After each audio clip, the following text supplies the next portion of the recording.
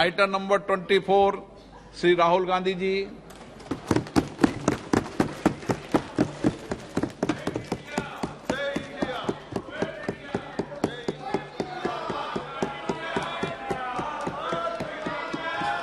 जोड़ो जोड़ो जोड़ो जोड़ो जोड़ो जोड़ो जोड़ो।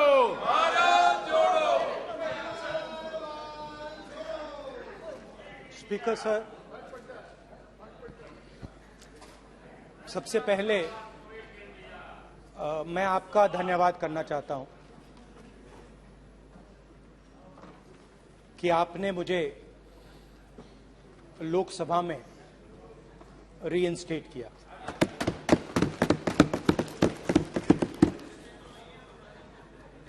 और पिछली बार जब मैं बोला तो शायद मैंने आपको थोड़ा कष्ट भी पहुंचाया, क्योंकि मैंने इतनी जोरों से अदानी जी पे फोकस किया कि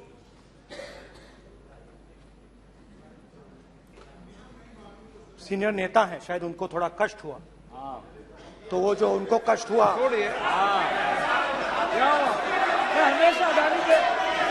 हमेशा अडानी पे अभी भी कष्ट हो रहा है। वो जो कष्ट हुआ, अभी भी कष्ट हो रहा है। विषय पे आइए, विषय पे। अभी भी कष्ट हो रहा है। ये देखिए, ये सारे नहीं मगर सुनिए ये है। तो वो जो कष्ट हुआ, 1 2 3 4 5 उसका असर शायद हुआ। तो इसके लिए मैं आपसे माफी मांगता हूं, मगर मैंने सिर्फ सच्चाई रखी थी। मगर आज जो मेरे बीजेपी के मित्र हैं, आज आपको डरने की जरूरत नहीं है, डरो मत क्योंकि आज जो मेरा भाषण है, डरो मत और आप डरो मत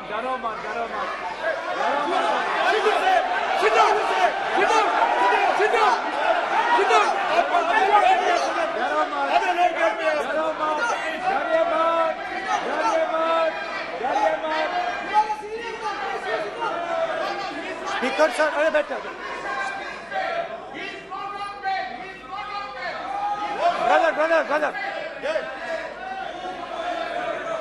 तो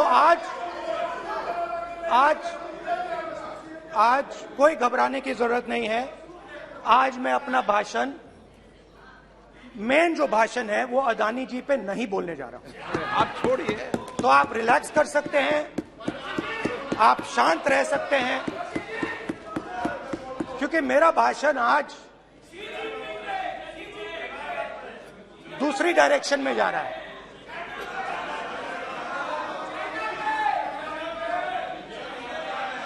रूमी ने कहा था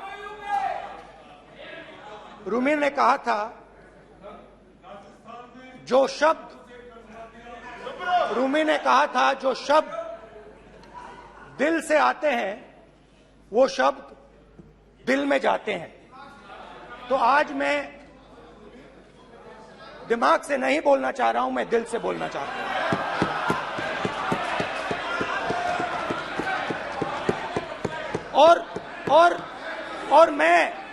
और मैं आज आप लोगों पर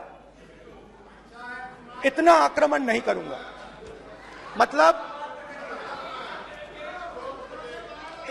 एक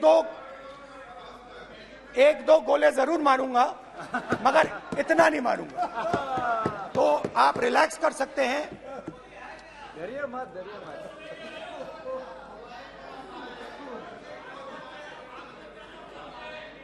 अरे रक्षा मंत्री जी आज संभाल लेंगे आप लोग।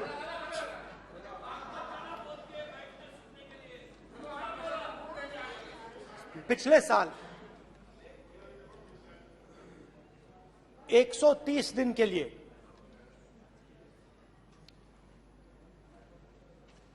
मैं भारत के एक कोने से दूसरे कोने तक गया, अकेला। अकेला नहीं, बहुत सारे लोगों के साथ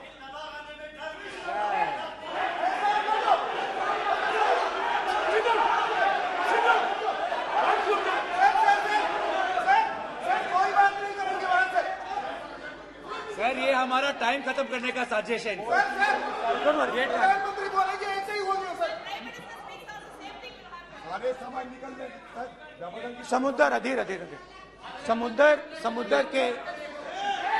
समुद्र के तट से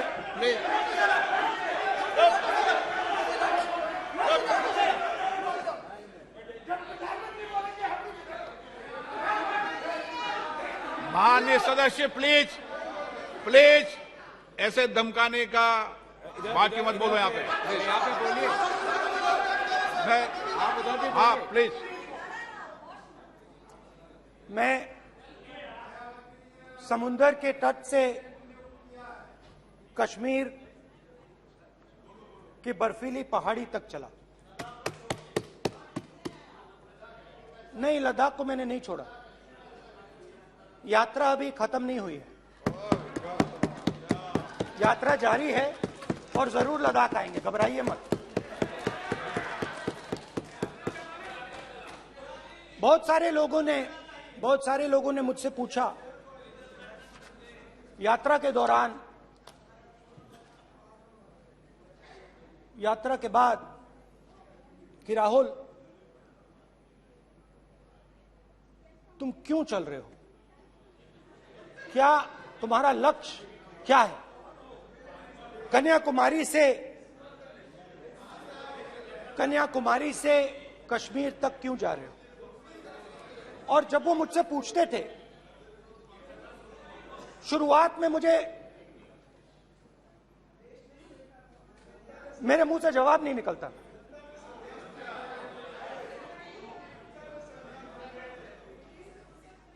शायद मुझे ही नहीं मालूम था कि मैंने ये यात्रा क्यों शुरू की। जब मैं कन्याकुमारी से शुरू हुआ, मैं सोच रहा था मैं हिंदुस्तान को देखना चाहता हूं, समझना चाहता हूं, लोगों के बीच में जाना चाहता हूं, मगर गहराई से मुझे मालूम नहीं था।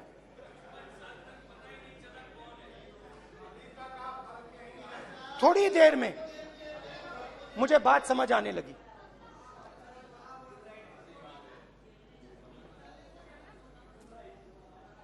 जिस चीज से मुझे प्यार था, जिस चीज के लिए मैं मरने को तैयार हूं, जिस चीज के लिए मैं मोदी जी की जेलों में जाने को तैयार हूं, जिस चीज के लिए मैंने 10 साल हर रोज गाली खाई, उस चीज को मैं समझना चाहता था।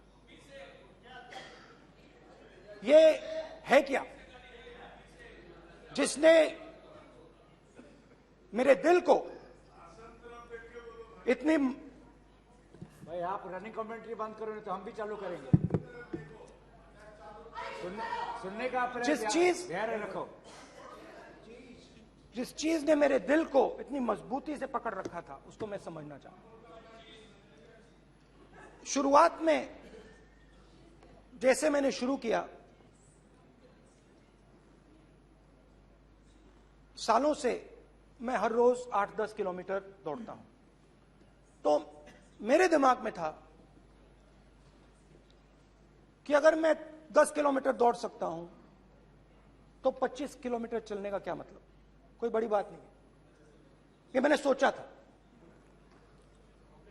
आज मैं उस भावना को देखूं तो वो अहंकार था कि मैं ये कर सकता हूं, ये कुछ नहीं है। तो मेरे दिल में उस समय अहंकार था।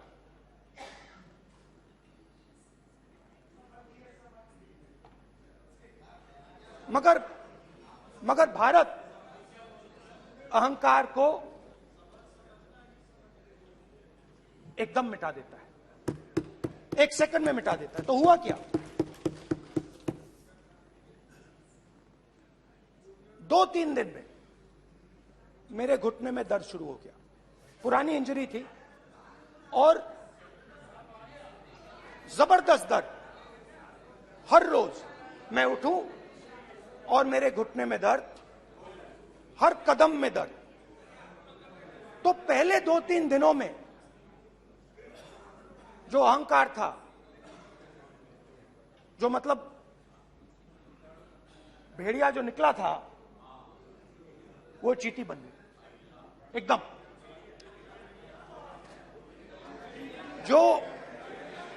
जो हिंदुस्तान को अहंकार से देखने निकला था, वो पूरा का पूरा अहंकार गायब हो गया।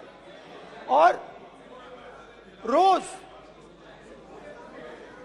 मैं डर डर के चलूं कि क्या मैं कल चल पाऊंगा। ये मेरे दिल में डर था। और जब भी ये डर बढ़ता था, कहीं ना कहीं से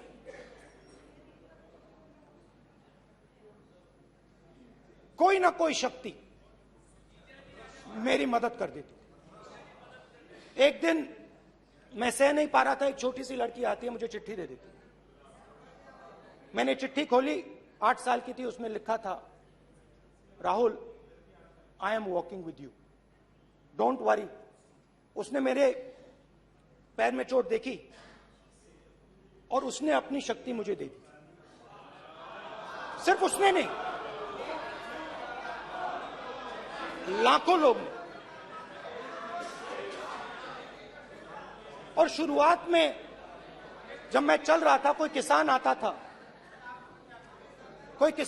था, मैं एकदम पहले उसको अपनी बात बताता था कि आपको ये करना चाहिए, आपको इस प्रकार से काम करना चाहिए।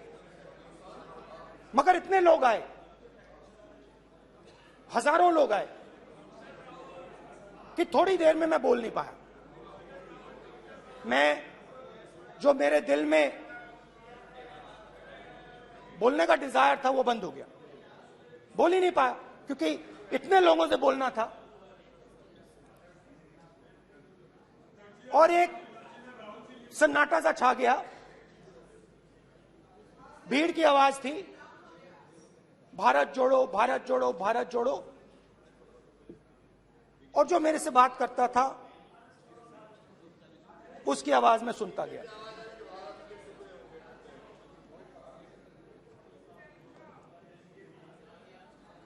हर रोज सुबह 6 बजे से रात 7-8 बजे तक आम आदमी, गरीब, अमीर, बिजनेसमैन, किसान, मजदूर, सबकी आवाज।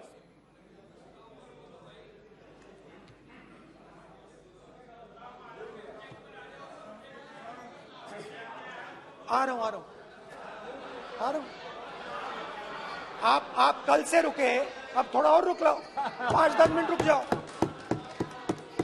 तो ये चलता गया, मैं बात सुनता गया। और फिर मेरे पास एक किसान आया, और किसान ने हाथ में रुई पकड़ी हुई थी, और उसने मुझे कहा, अध्यक्ष महोदय, उसने मुझे कहा, मेरे आंख में देखकर उसने मुझे अपना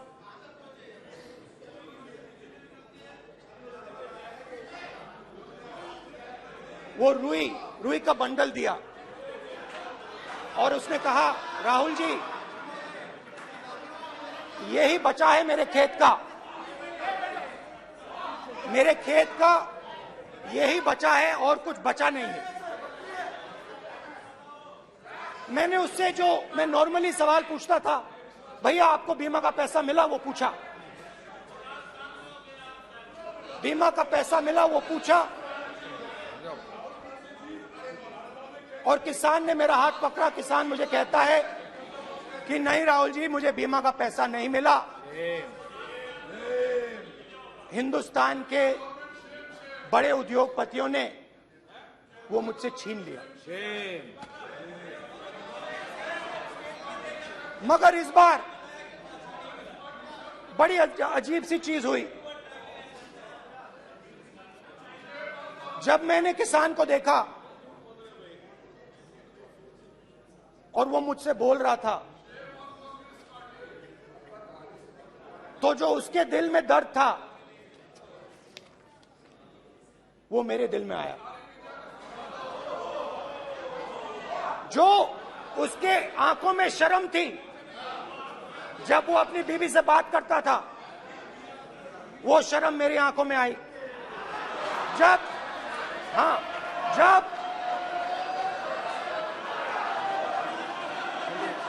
जब उसकी जो भूख थी वो मुझे समझ आई। और उसके बाद यात्रा बिल्कुल बदल गई। मुझे भीड़ की आवाज नहीं सुनाई देती थी, मुझे सिर्फ उस व्यक्ति की आवाज सुनाई देती थी जो मेरे साथ बात कर रहा था। उसका दर्द, उसकी चोट, उसका दुख, मेरा दुख, मेरी चोट, मेरा दर्द बन गया। समझने की कोशिश करो।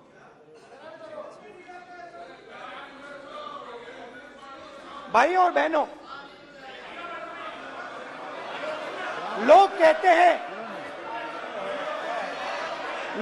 हैं कि ये देश है, कोई कहता है ये अलग अलग भाषाएं हैं, कोई कहता है ये जमीन है, मिट्टी है, कोई कहता है ये धर्म है, ये सोना है, ये चांदी है। मगर भाइयों और बहनों, सच्चाई है कि ये देश एक आवाज है। ये देश सिर्फ एक आवाज है। ये देश, इस देश की लोगों की आवाज है। इस देश के लोगों का दर्द है, दुख है, कठिनाइयां हैं। और अगर हमें इस आवाज को सुनना है तो हमारे दिल में जो अहंकार है, हमारे जो डिजायर्स हैं, हमारे जो सपने हैं, उनको हमें परे करना पड़ेगा। जब हम अपने सपनों को परे करते हैं तब हमें हिंदुस्तान की आवाज सुनाई देती है, तब तक हिंदुस्तान की आवाज हमें नहीं सुनाई देती। अब आप कहोगे ये बात मैंने नॉन कॉन्फिडेंस मोशन में क्यों रखी? इसका क्या मतलब है कि भारत एक आवाज है, भारत लोगों का दुख है, भारत लोगों का कष्ट है, मुश्किलें हैं। क्योंकि भाइयों और बहनों,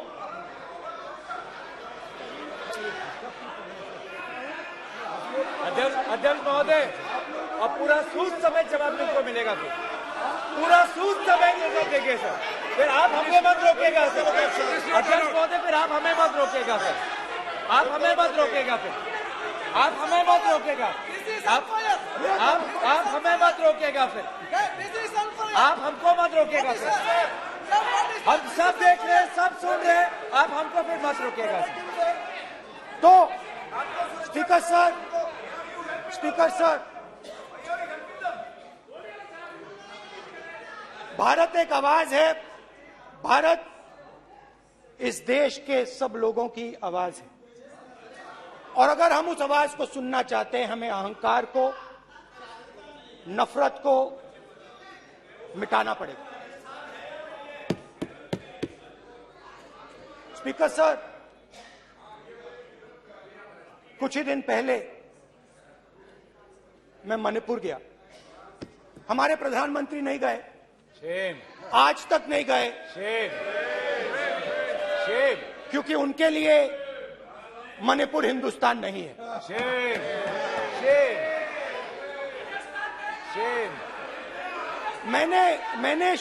मैंने मणिपुर शब्द प्रयोग किया,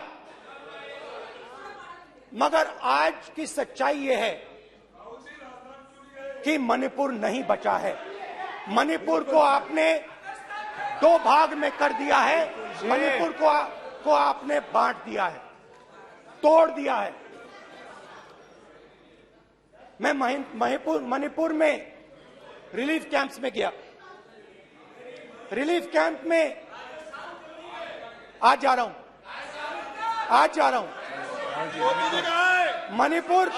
मणिपुर में रिलीफ कैंप में मैंने महिलाओं से बात की। ठीक है सर, अब आप हमको मत रोकिएगा। It's not fair. आप हमको मत रोकिएगा। You tolerate insults. Sir, Don't allow this. पूरा टाइम No, देखिए sit down. पूरा टाइम देखिए। Yeah.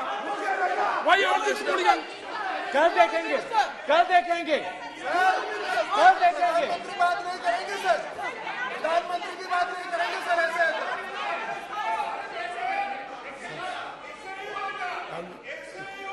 सूद समय मैं जवाब मणिपुर देने गया का। और मणिपुर के कैंप्स में मैंने महिलाओं से बात की, बच्चों से बात की, जो हमारे प्रधानमंत्री जी ने आज तक नहीं किया। एक महिला मुझे कहती है, मैंने उनसे पूछा, बहन क्या हुआ आपके साथ? What's this? एक एक मंत्री बोल रहे हैं। कल आप बोले एक एक मंत्री खड़े होके बोल रहे हैं। एक एक मंत्री खड़े होके ऐसे कर रहे हैं। एक एक मंत्री खड़े होंगे तो पूरे सांसद खड़े होंगे यहाँ पे, पूरे सांसद खड़े होंगे यहाँ पे। बैठे नहीं है चुपचाप करिए, पूरे सब खड़े होंगे, पूरे सब खड़े होंगे। कल कांग्रेस पार्टी ने पूरा देश खड़ा होगा आपके खिलाफ, तो पूरा देश कल आपके खिलाफ खड़ा होगा। मैं बहुत सारी महिलाओं से बात किया, मगर मैं आपको 2 उदाहरण देना चाहता हूं। एक महिला मुझे कहती है, मैंने कहा क्या हुआ तुम्हारे साथ? कहती है, मेरा छोटा सा बेटा, महिला का सम्मान करें प्लीज, ये सम्मान। एक ही बच्चा था मेरा, कोई शर्म कर लो गल एक ही बच्चा था मेरा, मेरे सामने, मेरे आंखों के सामने उसको गोली मारी है। मैं पूरी रात, आप सोचिए, आप अपने बेटों के बारे में सोचिए, मैं पूरी रात उसकी लाश के साथ लेटी रही। झूठ नहीं, झूठ आप बोलते हो, झूठ मैं नहीं बोलता हूं। मैं पूरी रात उसकी लाश के साथ लेटी रही और फिर मुझे डर लगा, मैंने अपना घर छोड़ दिया, जो भी मेरे पास था वो मैंने छोड़ दिया। मैंने उनसे पूछा, कुछ तो लाई होगी? कहती है, नहीं, सिर्फ मेरे जो कपड़े हैं ये मेरे पास हैं। और फिर इधर उधर ढूंढती है और एक फोटो निकालती है और मुझे कहती है, यही मेरे पास अब बची है।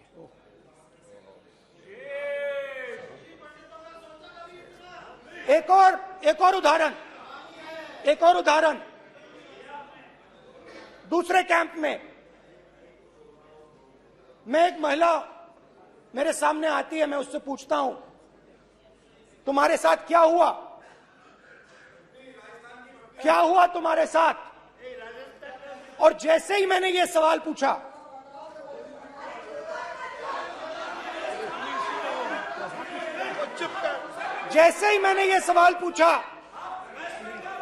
आप महिला का दर्द नहीं सुन सकते, महिला का दर्द नहीं सुन सकते, महिला का दर्द सुनने का आपका धैर्य नहीं है, महिला का दर्द नहीं सुन सकते, महिला का दर्द नहीं सुन सकते।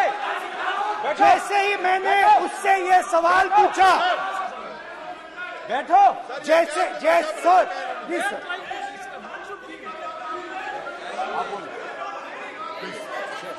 शर्म करिए, शर्म करिए। जैसे ही मैंने उससे सवाल पूछा तुम्हारे साथ क्या हुआ, शर्म नहीं है तेरे को? वैसे ही 1 सेकंड में वो कांपने लगी। उसने अपने दिमाग में वो दृश्य देखा और वो बेहोश हो गई। मेरे सामने कांपती हुई बेहोश हो गई। तो ये मैंने आपको सिर्फ 2 उदाहरण दिए हैं। स्पीकर सर, इन्होंने मणिपुर में हिंदुस्तान की है, सिर्फ मणिपुर की नहीं, हिंदुस्तान है। इनकी राजनीति ने मणिपुर को नहीं, हिंदुस्तान को मणिपुर में मारा है। हिंदुस्तान का मणिपुर में।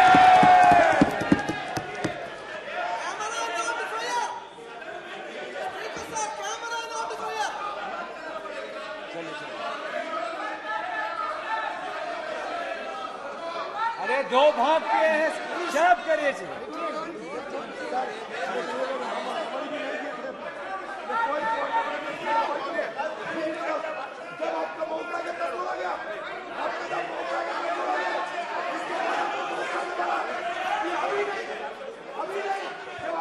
माननीय सभी सदस्यों से कहूंगा शांति रखें, प्लीज प्लीज। मणिपुर, हाँ क्या बोल रहे हैं? अब बोलिए। एक अरे भाई क्या बात है? क्यों बात कर रहे हैं? क्या बात करते हैं? इन्होंने राहुल गांधी ने आज सदन में पानी पी रहे हैं भाई। आप क्या बात करते हैं? बैठो सर, सर ये राहुल गांधी ने आज जो बातें कही है इस सदन में वो भी बात किया है। मैं उनसे एक सवाल पूछना चाहता हूँ। 60 दशक तक चारों लोगों को नॉर्थ ईस्ट में किया हुए है, इसका जिम्मेदार कांग्रेस पार्टी है। राहुल गांधी को माफी मांगना चाहिए। राहुल गांधी का कांग्रेस पार्टी 60 साल से ज्यादा इस देश को शासन किया है। नॉर्थ ईस्ट को इन्होंने किया है। आज नॉर्थ ईस्ट में जितना मिलिटेंसी है ये कांग्रेस पार्टी ने पैदा किया है। क्या बात करते हैं? क्या बात करते हैं? आज नॉर्थ ईस्ट में सारा मिलिटेंट ग्रुप है, सारा कांग्रेस पार्टी की वजह से चला हुआ है।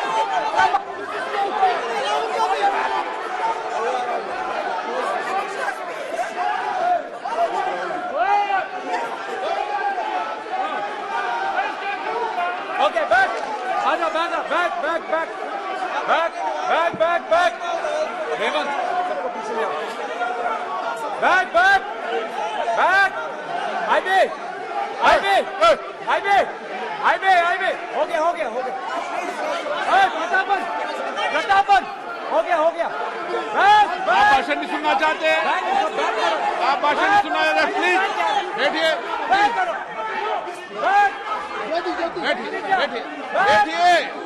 प्लीज बैठिए,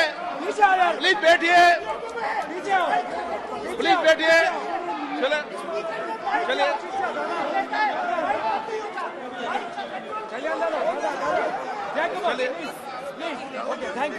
थैंक यू।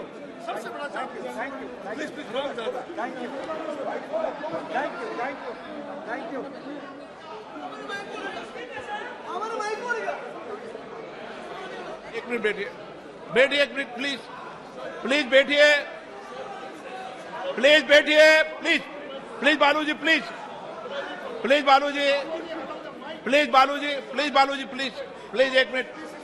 एक मिनट प्लीज बैठिए। माननीय सदस्यगण, ऐसे नहीं सकते। जिस तरीके का व्यवहार आप टेबल पर आकर कर रहे हैं, इस तरीके से सदन नहीं चलेगा। ये तरीका ठीक नहीं है। जब मैंने किसी को कहा है तो कहा है, ऐसे सदन नहीं चलेगा। आप सदन नहीं चलाना चाहते, अलग बात है। अब अपनी बात कहिए, गलत तरीका ये।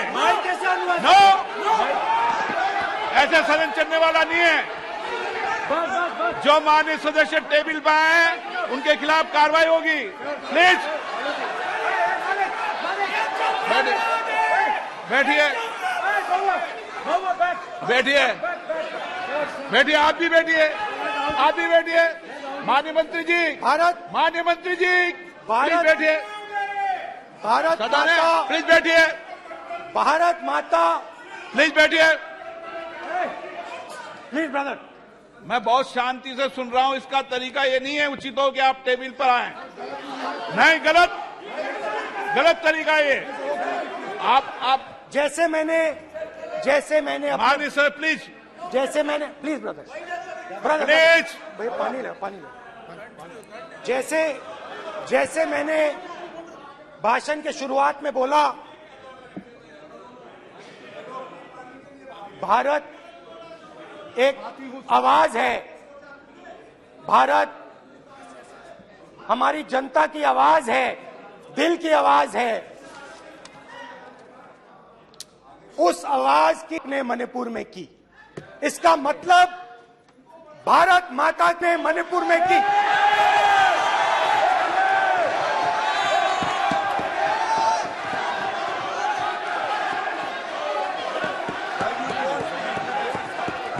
भारत माता को आपने मणिपुर के लोगों के मारा, आपने मणिपुर के लोगों को मारकर भारत की है। आप देशभक्त नहीं हो, आप देश प्रेमी नहीं हो, आप मणिपुर में की। प्लीज, प्लीज, एक मिनट, प्लीज, प्लीज बैठिए, प्लीज, प्लीज बैठिए। अब सवाल आप उठता है, बैठना चाहते नहीं बैठना चाहते, आप बैठना चाहते नहीं बैठना चाहते, इसीलिए आपके मणिपुर में नहीं मैं जा कह रहा हूं, सकते बैठिए आप, हैं, क्योंकि उन्होंने प्लीज। देश की हत्या की है। मणिपुर में हिंदुस्तान, भारत माता, मणिपुर के लोगों के दिल में। प्लीज एक मिनट बैठिए आप, एक तो मिनट सवाल बैठिए, उठता है, एक मिनट बैठिए, एक मिनट। आप भी विराजे, आप भी विराजे, आप भी विराजो, आप भी विराजो। आप बैठिए सही, नहीं बैठिए रहने दो आप, चलो आप बैठिए, बैठिए आप, प्लीज बैठिए आप, प्लीज। आप बोल रहे हैं फिर, आप भारत माता के रखवाले नहीं एक हो, मिनट माननीय सर। आप भारत माता के हत्यारे हो। प्लीज माननीय सदस्य, प्लीज, प्लीज माननीय सदस्य, please, please, please, please, please. देखिए माननीय सदस्यगण, प्लीज, प्लीज, माननीय सदस्यगण, भारत मां हमारी मां है, हमें सदन में बोलते समय संयम बरतना चाहिए। मेरा अपनी माँ की हत्या की बात कर रहा हूँ, मैं मणिपुर में अपनी माँ की हत्या की बात कर रहा हूँ, मैं आदर से बोल रहा हूँ। आपने मेरी माँ की हत्या की मणिपुर में। एक मेरी माँ यहाँ बैठी है, दूसरी माँ को आपने मणिपुर में मारा है।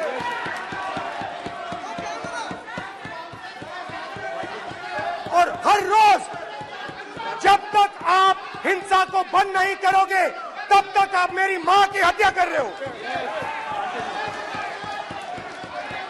हिंदुस्तान की सेना मणिपुर में एक दिन में शांति ला सकती है, हिंदुस्तान की सेना का आप प्रयोग नहीं कर रहे हो, क्योंकि आप हिंदुस्तान को मणिपुर में मारना चाहते हो।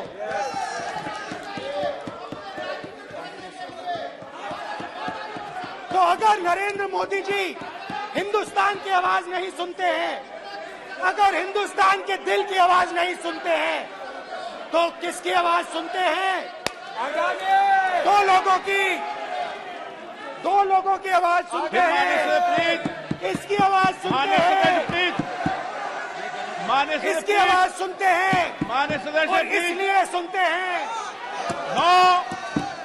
नो, ये गलत तरीका माननीय सदस्य, माननीय देख सदस्य, आपका लीजिए गलत तरीका है। अडानी जी के लिए मोदी जी ने क्या काम नहीं। किया है, देख माननीय लीजिए। सदस्य, आप ये पहले आप और ये क्वेश्चन लेकर बाद आए, में। गलत तरीका आपका। माननीय सदस्य, आपका गलत तरीका है, आप सीनियर सदस्य हैं, आप इस तरीके का व्यवहार सदन में मत करिए। आप बात कहिए, लेकिन इस तरीके से पोस्टर लाना ये उचित नहीं है किसी तरीके से। रावण दो लोगों की सुनता था, रावण दो लोगों की सुनता था, मेघनाथ और कुंभकर्ण। वैसे ही नरेंद्र मोदी दो लोगों की सुनते हैं, अमित शाह और अडानी। भाई और बहनों, लंका को हनुमान ने नहीं जलाया था, लंका को रावण के अहंकार ने जलाया था। प्लीज माननीय सदस्य, आप संयमित बोले। आप ये सदन है, आप तरीके से बोलिए माननीय राम सदस्य। ने रावण को नहीं मारा था, रावण के अहंकार ने रावण को मारा था। आप पूरे देश में केरोसिन फेंक रहे हो, पूरे देश में आप केरोसिन फेंक रहे हो। आपने मणिपुर में केरोसिन फेंकी और फिर चिंगारी लगा दी। अब आप हरियाणा में कर रहे हो, पूरे देश को आप जलाने में लगे हो। आप पूरे देश में भारत माता की हत्या कर रहे हो। धन्यवाद स्पीकर।